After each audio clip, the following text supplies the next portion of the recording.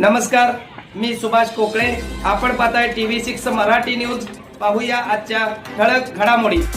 बातमी महत्त्वाची. एक ब्रेकिंग बातमी. जत पंचायत समितीचा कंत्राटी अभियंता 88,000ची लाच घेताना जाळ्यात. लाचलुचपत विभागाची कारवाई. बिलाची MB लिहिण्यासाठी लाचेची मागणी. जत पंचायत समितीच्या शिक्षण विभागातील कंत्राटी कनिष्ठ अभियंता संजय भगवान सुतार वय 51 राहणार शिवशंकर थिएटर जवळ मिरज याला 88,000 रुपयाची लाच घेताना रंगेहात पकडले. बुधवारी सकाळी 10:30च्या सुमारास लाचलुचपत प्रतिबंध विभागाच्या पथकाने ही कारवाई केली आहे. संजय सुतार हे येथील शिक्षण विभागात सर्व शिक्षा अभियानाअंतर्गत कंत्राटी कनिष्ठ अभियंता म्हणून काम करतात. या अभियानाअंतर्गत जिल्हा वार्षिक योजनेतून तालुक्यातील शाळा खोल्या बांधकाम आणि दुरुस्त्यांचे काम हाती घेण्यात आले आहे. हे काम मंजूर सोसायट्यामार्फत केले जाते.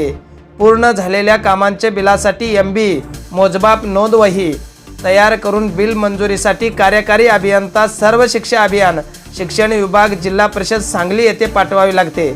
हे MB तयार करण्यासाठी सुतार यांनी तक्रारदाराकडून एकूण बिलाच्या 2% रकमेची मागणी केल्याचे या ठिकाणी नमूद केले आहे.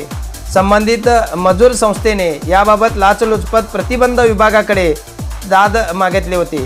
त्यानुसार आज सकाळी लाचलुचपत विभागाच्या पथकाने सापळा रचला.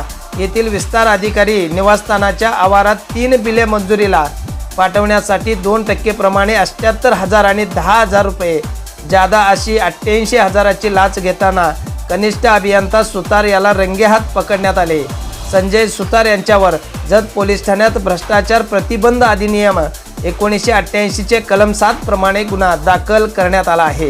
ही कारवाई लाचलुचपत प्रतिबंध विभागाचे उपअधीक्षक यास्मिन इनामदार, पोलीस निरीक्षक योगेश चव्हाण, किशोर कुमार खाडे, प्रीतम चौगुले, अजित पाटील, सलीम मकानदार, ऋषिकेश बडनीकर, पोपट पाटील, उमेश जाधव, धनंजय खाडे, सुदर्शन पाटील, चंद्रकांत जाधव, सीमा माने, सागर नायकुडे, विना जाधव, विठ्ठल सिंग रजपूत यांनी केली आहे.